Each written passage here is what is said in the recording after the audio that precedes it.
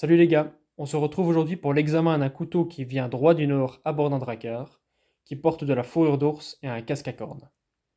Tout droit en provenance du Valhalla, le Condor Sigrun. En route pour le Valhalla! Sois témoin, globulard!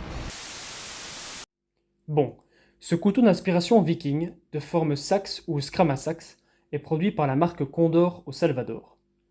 Cette lame puise ses racines dans les couteaux que portaient les Francs, les Anglo-Saxons et même les peuples nordiques au début du Moyen Âge. Il y en avait de beaucoup de tailles différentes, allant du petit couteau jusqu'à l'épée courte. La forme typique est un grand couteau avec un tranchant droit, légèrement courbe à la fin, avec une pointe très effilée. Les scramasax servaient à la fois d'outils pour les travaux du quotidien, pour la cuisine, la chasse, mais également pour la défense et la guerre. Ça, c'était surtout pour les plus gros modèles. C'était un objet courant et tout homme digne de ce nom en possédait à l'époque. Pas comme les épées qui étaient souvent trop coûteuses pour les pécores moyens. Le nom du couteau, Sigrun, fait référence à une valkyrie de la mythologie nordique. Son histoire d'amour tragique est contée dans plusieurs poèmes vikings. Les valkyries, pour ceux qui ne connaîtraient pas, sont des femmes guerrières semi-divines des vieilles religions scandinaves. Leur rôle était de choisir les hommes valeureux tombés au combat pour les emmener au fameux Valhalla. Ce n'est pas le seul couteau de chez Condor avec ce genre d'inspiration. Il existe aussi le Norse Dragon 6, un peu plus proche de ce qu'on trouvait historiquement. Contrairement à ce dernier, ce Sigrun a une construction un peu plus moderne. Une construction plate semelle avec un manche ergonomique en micarta et un pommeau en métal. Un revêtement noir et un étui en kydex, chose qu'on retrouvait rarement en Europe au 5e siècle. Venons-en donc aux spécifications du Sigrun. Enfin, le ou la Sigrun. Comme c'est une valkyrie, je sais pas trop comment il faut dire. Ce Sigrun a donc une forme de lame Six, Scramasax ou Horncliffe, comme vous voulez. C'est de l'acier 1075, typique de chez Condor, donc un acier assez proche du SK5 japonais ou du 1095 américain. La longueur de lame est de 14,2 cm, la longueur de tranchant est de 13,6 cm, l'épaisseur on a 5 mm, la largeur de lame fait 3 cm à l'endroit le plus large. Les moutures, on a une émouture de type sabre, et on a un revêtement rugueux noir sur une partie de la lame et sur le pommeau. Pommeau qui d'ailleurs est une partie séparée de la lame. Donc c'est bien une construction plate semelle, mais je crois que le pommeau ici est soit soudé ou collé, voire même les deux. Le manche est en micarta. La longueur de poignet fait 10,5 cm, avec une épaisseur de 2,2 cm. La longueur de l'ensemble fait 26,3 cm pour un poids de 250 g. Concernant l'étui de ce couteau, moi je le trouve tout simplement superbe. Il est donc composé d'une seule feuille de kydex, doté d'un passant en cuir que l'on peut dévisser si nécessaire. Il suffit de défaire deux boutons à pression. Bon, le kydex retient correctement le couteau, mais si on commence à le secouer comme un cocotier, je vous assure qu'il va vite s'en éjecter. Bon, maintenant, en conditions réelles, tant qu'on ne commence pas à faire du canyoning, des triples saltos périlleux ou du parcours, le couteau devrait rester en place. Bon, bien que personne ne voudrait sérieusement faire ça, je déconseille toutefois de le porter en tour de cou, à moins de vouloir se faire valkyriser les parties. Le passant est en cuir bien épais et bien gras. Il est parti pour durer.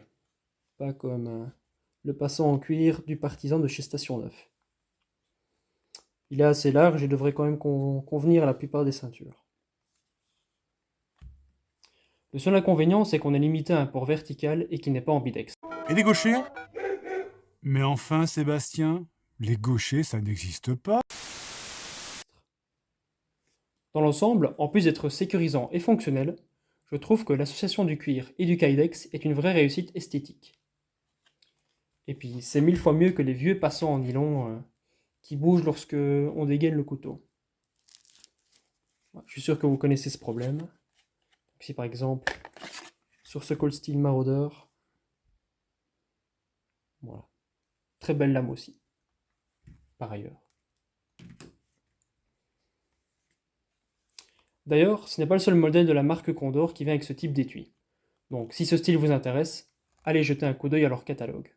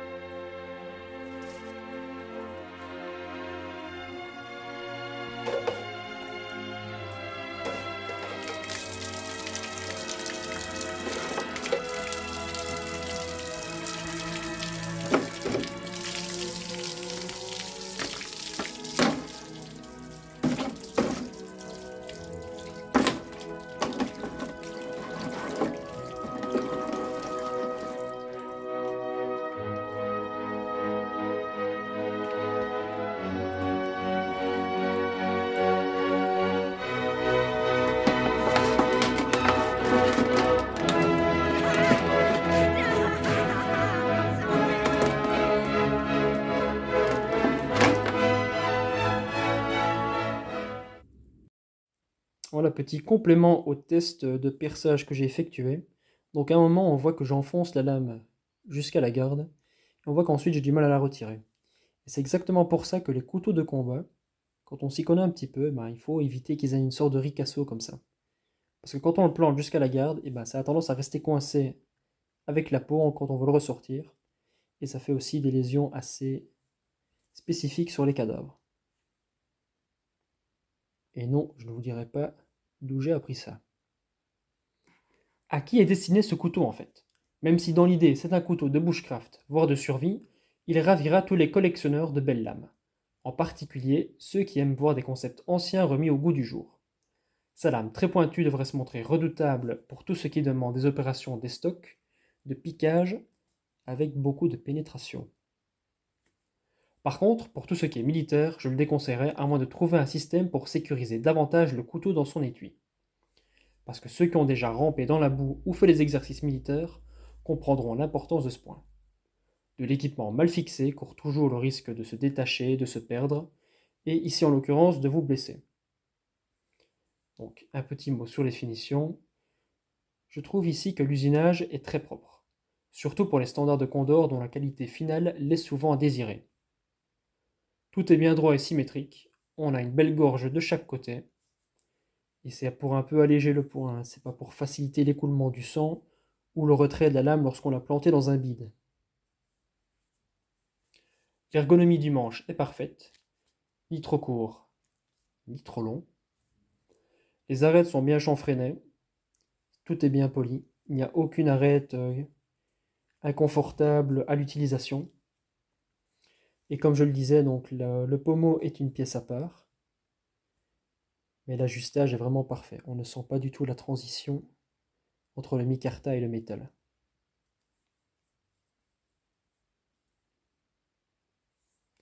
Et puis voilà, le revêtement noir offre un joli cachet à l'ensemble, même s'il prend vite les marques quand on travaille le bois. Mais ça, c'est normal. Après l'avoir testé, certes pas intensivement, mais quand même assez pour pouvoir dire ses forces et faiblesses, je trouve qu'il a assez moyen pour les tâches de bushcraft. Certes, il bâtonne plutôt bien et il est très bon pour les feather-sticks, mais malgré sa lame qui n'est pas rikiki avec 14 cm, il est franchement nul pour les coupes à la volée. Puis bon, la pointe se tord assez facilement, mais je crois que ses défauts sont avant tout dus à la finesse de la pointe, et puis aussi au point d'équilibre qui reste ici au niveau du manche. De plus, son acier 1075 pourrait rapidement rouiller si on n'en prend pas soin sur le terrain, vu qu'une bonne partie du métal est à découvert. Pour le grattage de Firesteel, j'ai découvert que le dos de la pointe convenait plutôt bien. On retiendra pour ce Sigrun en point positif que c'est un très bon trancheur et un excellent piqueur, une ergonomie tip-top, et puis un chouette design qui sort du lot et qui ravira les païens néo-celtiques. En point négatif, il est assez difficile à trouver et franchement pas donné, entre 80 et 100 balles. La pointe, elle, reste relativement fragile, et puis dernier point négatif, le manque de rétention de l'étui.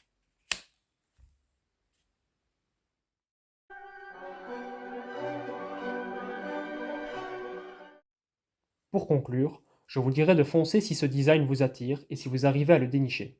Parce que ça fait un moment que je n'en ai plus vu de disponible, et je ne sais pas trop s'ils sont victimes de leur succès, ou si Condor a des problèmes de production, distribution. Ce n'est sûrement pas le couteau de survie ou le couteau tactique ultime, mais c'est une belle pièce que n'importe quel amateur ou passionné saura utiliser en respectant ses limites. J'allais vous proposer quelques alternatives à ce couteau, mais j'en ai quand même beaucoup trop en tête, et puis bon, ça dépend vraiment de ce que vous cherchez, de ce que vous comptez en faire, de qui vous êtes, d'où vous venez, blablabli, blablabla.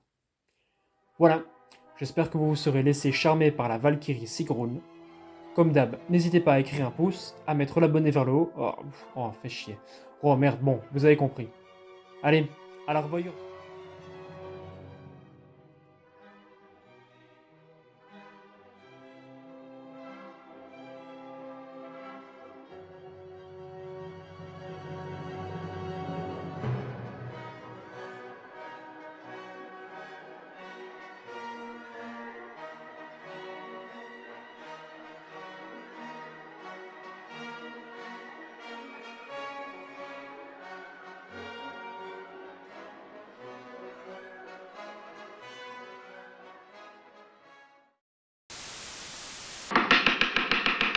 Bon, tous les produits sont là. Oui, monsieur le directeur. Bon, alors je vais commencer.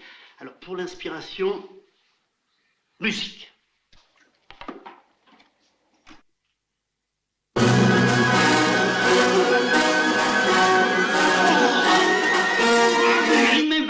Mais Wagner, c'était pour le gibier, pour le gros gibier, pour le sanglier, pour le rhinocéros. Enfin, mais pour la poularde de Bresse, ou homard de Roscoff, il faut autre chose.